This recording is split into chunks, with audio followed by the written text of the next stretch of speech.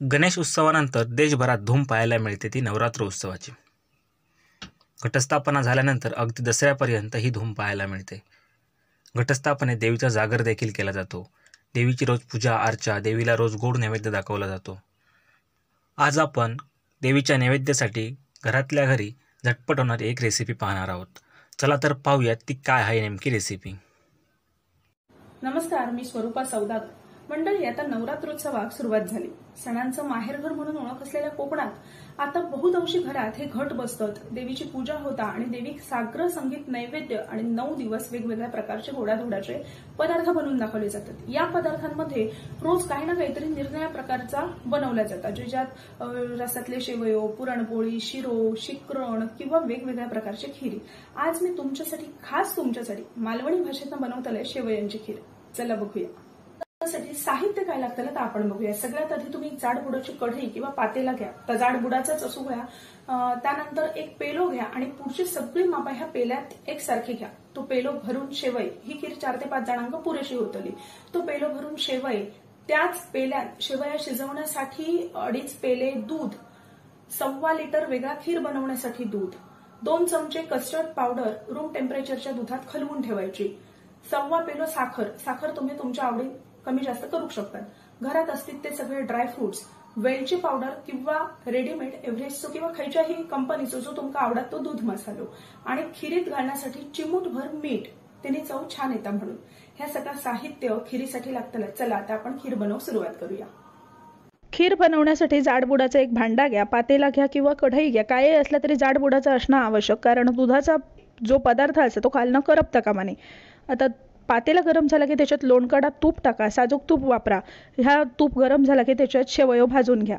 शेवयो मी वापरले ते रोस्टेड नसल्यामुळे ते व्यवस्थित खरपूस रंगावर भाजून घेतलंय।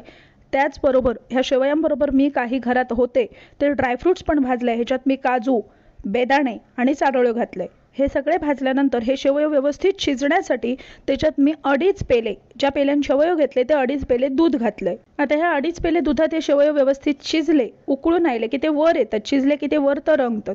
असं झालं की त्याच्यात मी 1.25 लिटर दूध घातलंय। दूध घातल्यानंतर ह्या दूध तुम्ही सतत तिकडे ढवळत राहा, अजिबात तिकडनं हलता कामा नये, हात तुम्ही बिलकुल थांबवता कामा नये। व्यवस्थित दूध ढवळून उकळला, उकळी येऊन द्या, 5 मिनिटं तर शिजून द्या। शिजल्यानंतर त्याच्यात कस्टर्ड घाला। मी ह्या कस्टर्ड घातले, 2 चमचे कस्टर्ड मी कोमट दुधात खलवून ठेवलेला होता। ह्या कस्टर्ड आतमध्ये होता आणि कंटिन्युअस ह्या दूध तुम्ही ढवळत राहू होयात। आता कस्टर्ड घातल्यानंतर ढवळत राहा, 5 ते 6 मिनिटं ढवळा, ती खीर व्यवस्थित शिजवा। जेवढी दुधाच्या पदार्थात उकळी येतली किंवा आता जास्त वेळ तुम्ही ढवळून असं आटवतला तेवढी ती खीर चवीक स्वादिष्ट लागता। आता ती खीर अशी उकळली की त्याच्यात मी बरोबर 1.25 पेलो साखर घातलंय। आता साखर घातल्यानंतर साखर गरम पदार्थात मेल्ट झाली, विरघळली की पातळ थोडीशी खीर होण्याची शक्यता असते। त्याच्यामुळे साखर घातल्यानंतर परत खीर 5 ते 6 मिनिटं व्यवस्थित उकळून घ्या, शिजवून घ्या। खीर ढवळूचा मात्र बिलकुल हात सोडू नकात। आता खीरीक व्यवस्थित उकळी आली की ह्या खीरीत म्हणजे जर खीरीचं तुमका स्वाद वाढवायचा असेल तर गोडाच्या कसल्याही पदार्थात चिमूटभर तुम्ही मीठ टाकू घ्या। मीठ तुम्ही टाकलात की त्याचा फ्रेग्रन्स असं तो एनहान्स होता, त्याची टेस्ट किंवा ते म्हणजे ती खूप सुंदर लागता। तर चिमूटभर मीठ टाकूक मात्र नक्की विसरू नकात। आणि ह्या सगळी ही खीर बनवून झाल्याच्या नंतर तुम्ही त्याच्यात वेलची पावडर टाका, वेलची कुटलेली टाका। जर तुमच्याकडे वेलची कुटूक वेळ नसात तर एव्हरेस्टचो दूध मसालो मिळतात, तो मसालो टाका। मी हो मसालो वापरले, माका वेळ नाही होतो, मी एव्हरेस्टचोच मसालो वापरलोय। आता हो मसालो टाकल्यानंतर मात्र खीर जास्त वेळ उकळू नकात, कारण काय असतं त्याचा वास उडून जाता। तर मसालो टाकल्यानंतर अगदी अर्धा मिनिटभर तुम्ही खीर ही उकळून घ्या। गॅस बंद करून झाकून ठेवा। 1 ते 1.5 तासानंतर बघशात तर व्यवस्थित दाटसर, कस्टर्डमुळे त्या खीरीक दाटसरपणा येता आणि व्यवस्थित जर ती खीर उकळली गेली तर खीरीक अतिशय व्यवस्थित दाटसरपणा येता। आता तयार झालेली असा स्वादिष्ट अशी शेवयांची खीर। तर अशा प्रकारे आपण घरच्या घरी नैवेद्यासाठी ही गोड खीर बनवू शकतो। आवडली असेल तर नक्की करून बघा। लोकलिटींसाठी सिद्धराज परब, सिंधुदुर्ग।